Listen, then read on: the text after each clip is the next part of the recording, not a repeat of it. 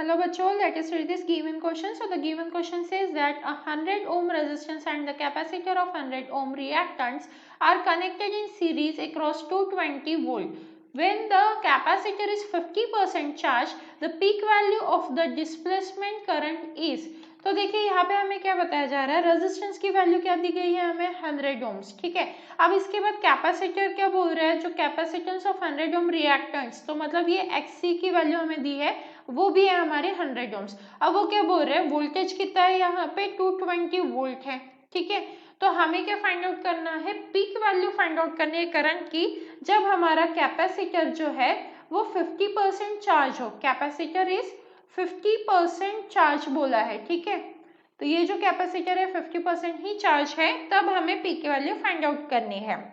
तो आप देखिए यहाँ पे सबसे पहले मैं अगर इस साइड आ जाऊँ तो यहाँ से मैं इम्पीडेंस फाइंड आउट कर सकती हूँ, क्योंकि आर और एक्सी दोनों दिए, तो मुझे इम्पीडेंस फाइंड आउट करना पड़ेगा, वो होता है R square plus XY square. तो जेड इज इक्वल टू क्या हो जाएगा, अंडर रूट ऑफ 100 का स्क्वायर प्लस 100 का स्क्वायर, राइट। तो इसे मैं क्या लिख सकती हूँ, जेड इज इक्वल टू क्या लिख सकती हूँ, 100√2 ओम्स, राइट। तो ये तो आ गई मेरा इम्पीडेंस 100√2।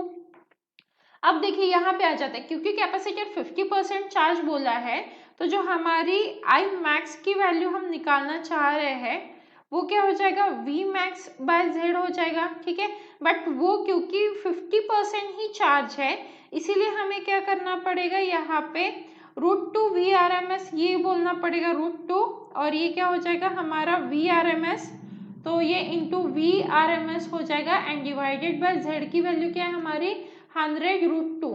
तो अब यहाँ से हम वैल्यूज को सब्स्टिट्यूट कर देते हैं, तो ये क्या हो जाएगा √2 इंटू VRMS क्या दिया है हमें 220, और यहाँ पे आ जाएगा 100 इंटू √2, तो ये √2 से √2 कैंसिल, एक जीरो से ये कैंसिल, और यहाँ पे आप देखिए आंसर क्या जाएगा 2.2 एम्पियर।